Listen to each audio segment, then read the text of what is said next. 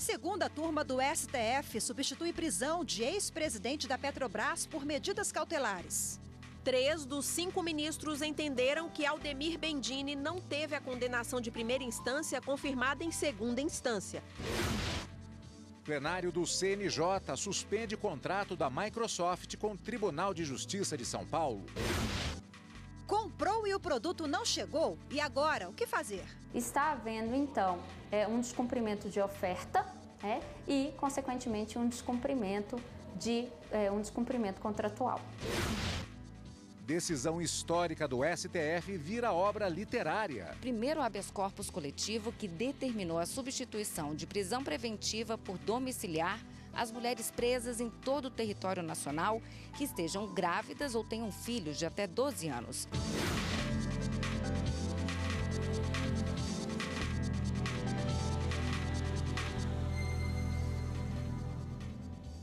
Olá, boa tarde. Boa tarde. A segunda turma do Supremo Tribunal Federal decidiu substituir a prisão decretada contra o ex-presidente da Petrobras, Aldemir Bendini, por medidas cautelares. A repórter Daiane Garcês acompanhou o julgamento. 3 dos 5 ministros entenderam que Aldemir Bendini não teve a condenação de primeira instância confirmada em segunda instância. E assim, alongar a prisão preventiva seria uma antecipação da pena. Por isso, a maioria seguiu o ministro Gilmar Mendes, que divergiu do relator, ministro Edson Fachin, e da ministra Carmen Lúcia, e votou pela substituição da prisão preventiva por medidas cautelares. Em substituição, determina a imposição de medidas cautelares, comparecimento periódico em juízo, no prazo e nas condições fixadas pelo juízo de origem, para infumar e justificar suas atividades, proibição de ausentar-se da comarca, proibição de deixar o país sem autorização do juízo, devendo entregar seus passaportes em até 48 horas, proibição de manter contatos com os demais investigados por qualquer meio, como voto. O ex-presidente da Petrobras e do Banco do Brasil foi condenado em março do ano passado a 11 anos de prisão por corrupção passiva e lavagem de dinheiro.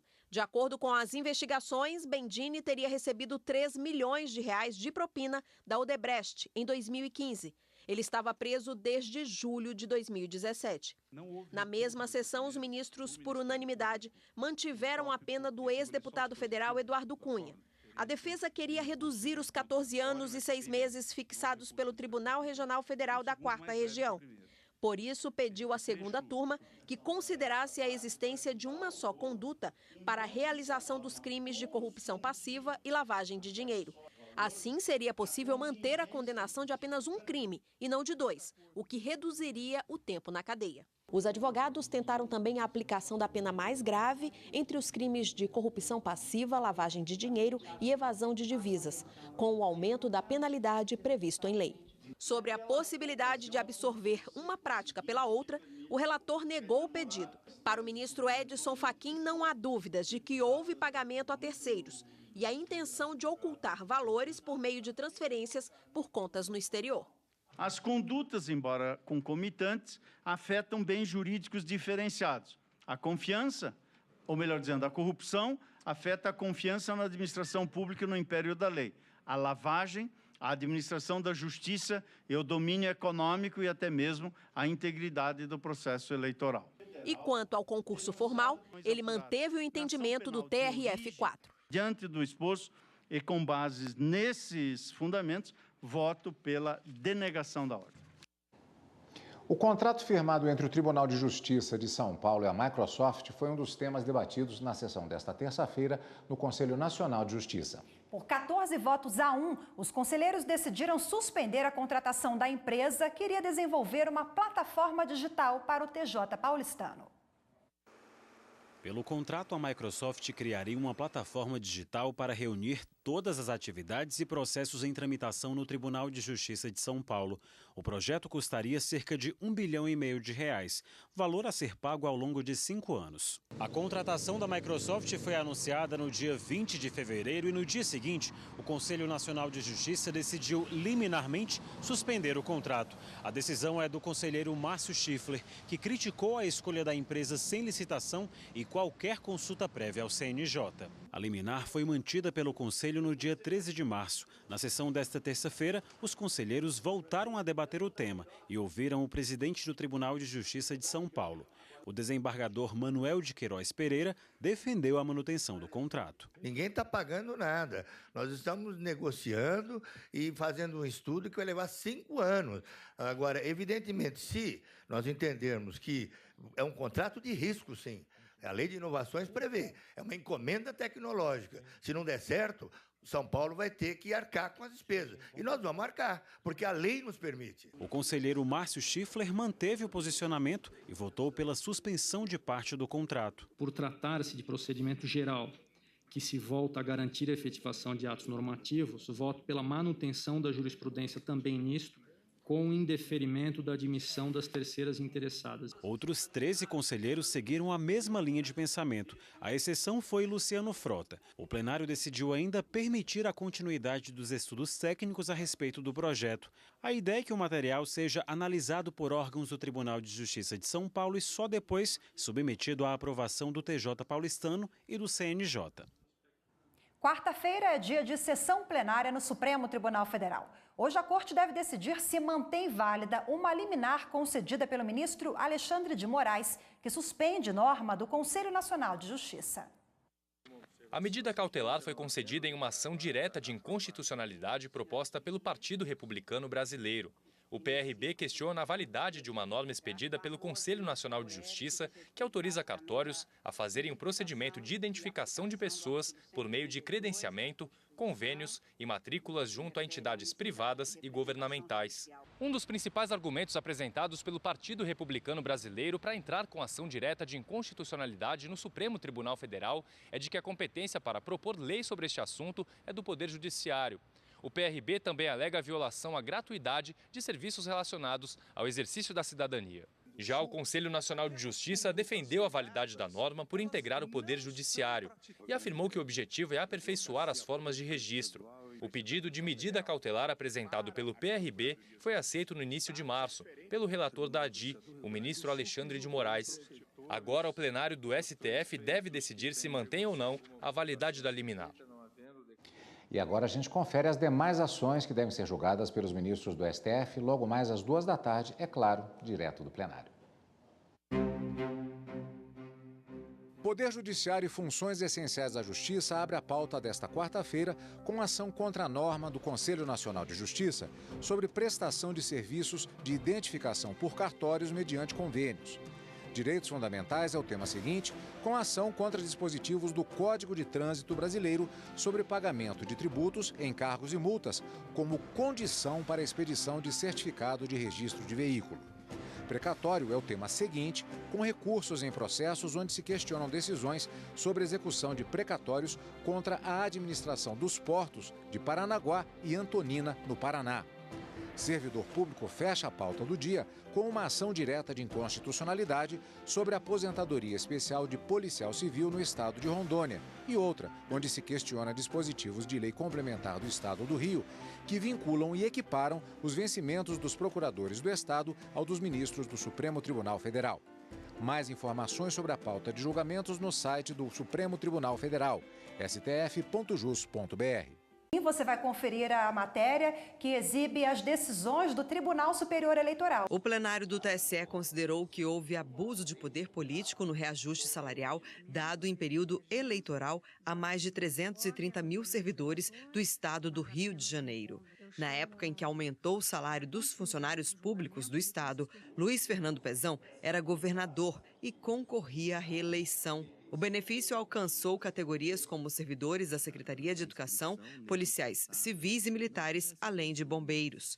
Como o mandato de Pezão terminou em 2018, os ministros votaram por tornar o ex-governador inelegível. No parâmetro da legislação atual, o que se exige para condenações quitais é a gravidade. E me parece que esse ato em si é grave, que é o aumento indiscriminado a 326 mil eleitores. Então, ou não se aplica nem a multa, se o ato não é grave, não houve infração, ou se aplica a multa e, nesse caso, também a cassação muito embora apenas para fins de inelegibilidade, porquanto já exaurido por inteiro o mandato. O TSE multou em R$ 5.000 um político que disputou uma vaga na Assembleia Legislativa de Pernambuco, nas eleições de 2018. Ele foi condenado porque teve a imagem exaltada em 23 outdoors veiculados durante o período, conhecido como pré-campanha, que antecede os pedidos de registro de candidatura na Justiça Eleitoral. Ao continuar o julgamento do caso, a maioria do plenário entendeu que, mesmo não havendo pedido explícito de votos nas mídias, o político não poderia ter usado o outdoor, meio de comunicação que é proibido durante a campanha eleitoral. O entendimento aplicado muda a jurisprudência do tribunal em relação a processos do pleito de 2016. Essa situação afasta um controle de aplicação de recursos em campanhas eleitorais nesse período pré-eleitoral, que me traz ainda a sensação de que essa questão pode tocar no abuso de poder econômico, ainda mais quando se tem 23 outdoors distribuídos em pequeno espaço, como é o caso. E veja a seguir o que fazer quando a empresa não entrega o produto no prazo previsto. Se ela ultrapassa aquela data, ela não cumpre aquela data, está havendo, então, um descumprimento de oferta e, consequentemente, um descumprimento contratual.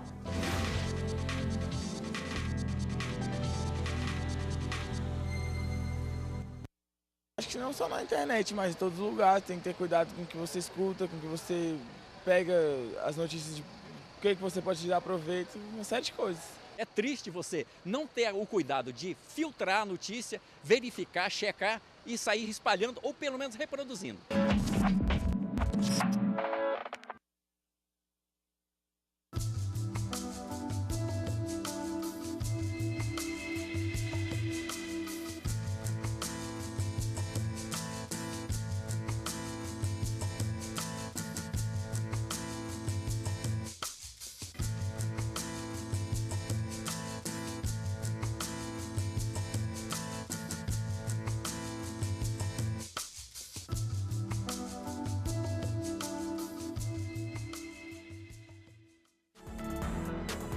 O STF decidiu quem deve fazer a cobrança de multas penais. Dizer que a multa é dívida de valor não significa dizer que ela tenha perdido a sua natureza de sanção penal. Fazenda ou Ministério Público? Não poderia o Ministério Público, como titular da ação penal, depender da discricionariedade da autoridade fazendária. É nesta semana, no Grande Julgamentos.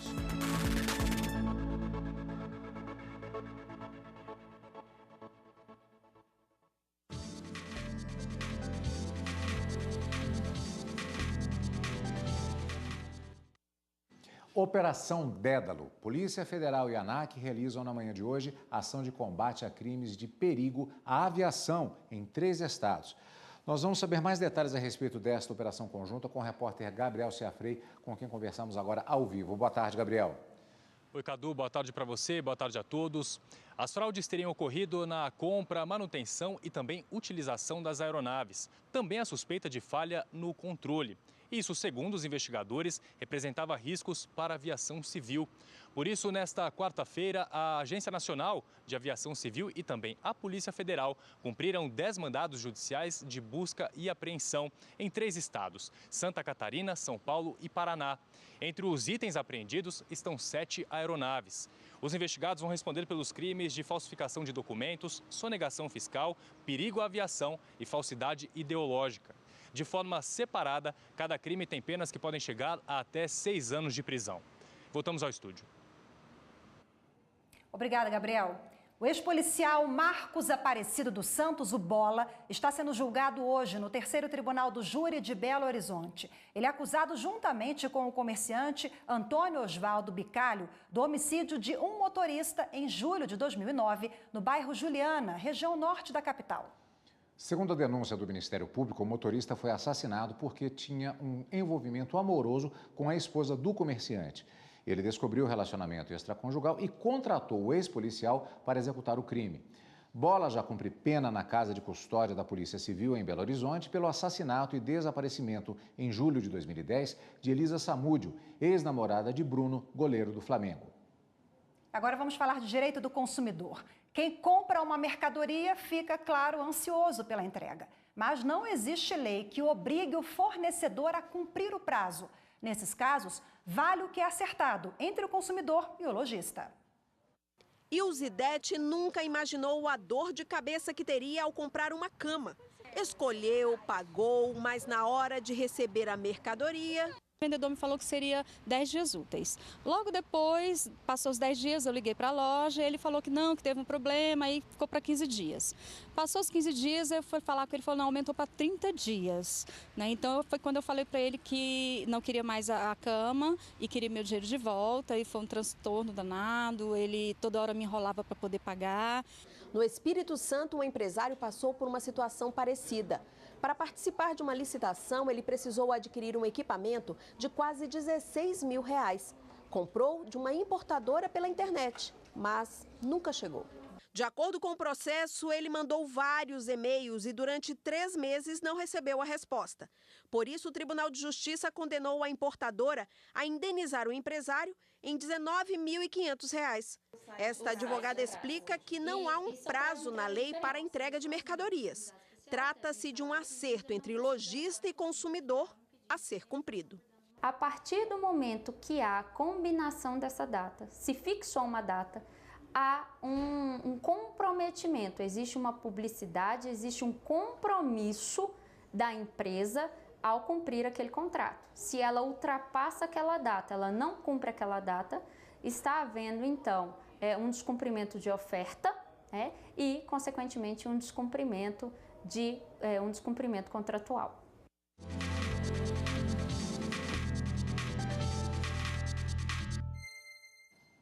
E para trazer mais informações sobre esse assunto que acabamos de ver na reportagem, conversamos agora aqui nos estúdios da TV Justiça com o advogado Eduardo Vieira, a quem, antes de mais nada, agradeço pela presença conosco aqui. Muito obrigado, doutor. Boa tarde. Eu que agradeço o convite. Boa tarde.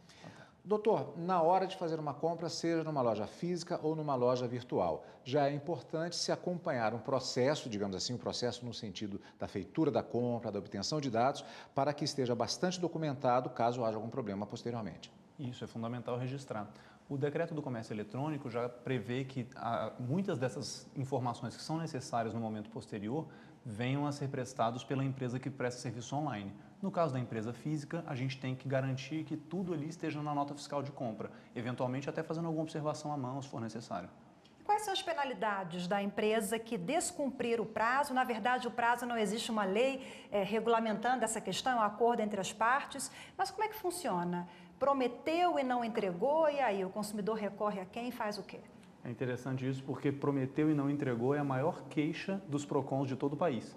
Não só das empresas online, mas também das empresas físicas. E, na verdade, a gente viu na matéria que a oferta vincula. E justamente o que o consumidor pode exigir superou aquele prazo razoável. Desde que tenha entrado em contato com a loja previamente, ele pode exigir que o dinheiro lhe seja restituído, o que ele pagou lhe seja restituído, e aí não só o valor do produto, mas também o valor do frete, de eventuais taxas, impostos, tudo que ele tiver despendido, ou ele pode fazer com que o cumprimento seja forçado àquela loja.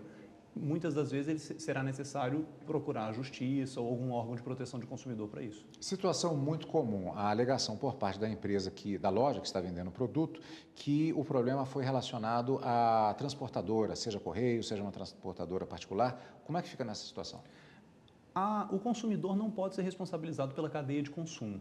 A loja tem que se responsabilizar pela forma de entrega também. É verdade que muitas vezes ela se prejudica com esse prestador de serviço que presta serviço a ela, não ao consumidor. E aí cabe a ela entrar com ação de regresso que for cabível ou, de outra forma, se ajustar com o seu prestador de serviço. Mas ao consumidor não pode recair essa pena. Nas compras pela internet, por exemplo, nós temos algumas peculiaridades, como o direito ao arrependimento, já que o consumidor não pega fisicamente ali aquela mercadoria, entre outras questões. Essas peculiaridades, elas impactam de alguma forma nessa negociação, nesse atraso ou na falha da entrega do produto? não deveria acarretar nenhuma penalidade daí. São justamente regras para prevenir que o consumidor venha a sofrer um prejuízo por não estar tendo contato com o produto. Mas se de fato gera, a gente não sabe. As queixas do PROCON são no sentido de que isso é um prejuízo que acarreta. Doutor, uma situação que eu tenho certeza que ela não deve ser muito comum, mas talvez esteja acontecendo nesse momento. Por exemplo, Rio de Janeiro, inundação, fatores totalmente externos. Vale a mesma regra que isso não deve afetar o direito do consumidor? Em situações de extrema gravidade, uma questão da natureza, como a gente teve as enchentes em Brumadinho, nesse caso é claro que a responsabilidade do fornecedor é mitigada, né? A gente tem que tratar. É por isso, inclusive, que a primeira recomendação é entre em contato com o fornecedor para a gente entender. O que não pode se aproveitar de um fenômeno da natureza para justificar a quebra de um contrato. Ok, doutor Eduardo Vieira, obrigado pela participação mais uma vez. Boa tarde. Boa tarde, obrigado. Você vai ver no próximo bloco, livro conta a história do primeiro HC coletivo concedido pelo STF. Foi uma construção também coletiva, em que participaram não apenas servidores da casa, juízes, instrutores, mas também os próprios ministros.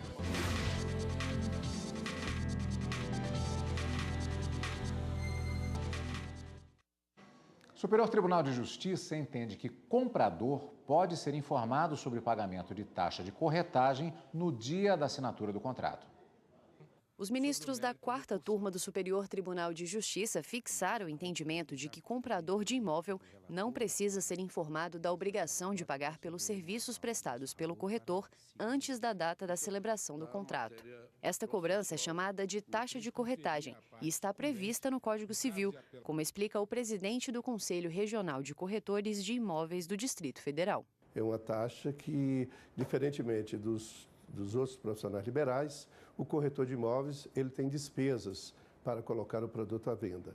Não só investimento pessoal, como a empresa, ele tem também os gastos para expor o produto que foi lhe confiado. Essa taxa é paga pelo contratante do serviço. No caso analisado pelos ministros, um consumidor foi informado no dia da assinatura do contrato de compra e venda de um imóvel que ele seria o responsável por pagar a taxa de corretagem.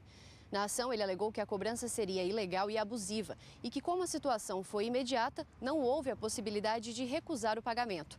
A primeira e a segunda instância condenaram a corretora a devolver ao comprador cerca de R$ 8.600 por considerar que a informação sobre o pagamento da taxa ocorreu no momento do contrato e que isso violou o dever de comunicação prévia. A corretora recorreu ao Superior Tribunal de Justiça, onde a relatora, a ministra Isabel Galotti, apontou que o consumidor não foi lesado nesse caso. A ministra ressaltou que o Código de Defesa do Consumidor e a jurisprudência do próprio STJ validam a transferência do pagamento de taxas de corretagem para o comprador. Ao acatar o recurso da corretora, os ministros consideraram que a única exigência da lei é que o comprador seja informado da obrigação do pagamento, independente do dia. A decisão foi unânime. Em Santa Catarina, uma indústria de alimentos vai ter de pagar horas extras ao empregado que trabalhava no período noturno. Pois é, ele tinha um período menor de descanso do que está previsto na CLT. A decisão é da 5ª Turma do Tribunal Superior do Trabalho. A reclamação trabalhista teve embasamento no parágrafo 1º do artigo 73 da Consolidação das Leis do Trabalho. O parágrafo estabelece que cada hora noturna será computada como de 52 minutos e 30 segundos. O empregado que ajuizou a ação contra a indústria alimentícia trabalhava das 10 horas da noite até as 4 da manhã, 6 horas de jornada com direito a 15 minutos de intervalo. Mas se levada em consideração a hora noturna determinada pela CLT, o turno do profissional ultrapassaria as 6 horas e ele teria direito a 60 minutos de descanso. Na ação trabalhista, ele pediu o pagamento de horas extras pela diferença do tempo que teria sido suprimido durante cerca de 3 anos de trabalho. Em primeiro e em segundo grau, o pedido havia sido negado.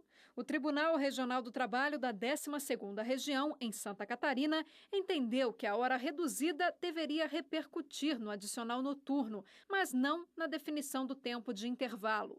O profissional recorreu da decisão e o caso chegou à 5ª turma do Tribunal Superior do Trabalho, que teve entendimento diferente. O relator do recurso, ministro Emanuel Pereira, acolheu a reclamação do empregado a partir da jurisprudência do TST. O ministro citou decisões da seção 1 de dissídios individuais e ressaltou que o trabalho em período noturno é mais desgastante e prejudicial à saúde. Por isso, a redução da hora não pode ser desconsiderada na definição do intervalo intrajornada. A decisão foi unânime.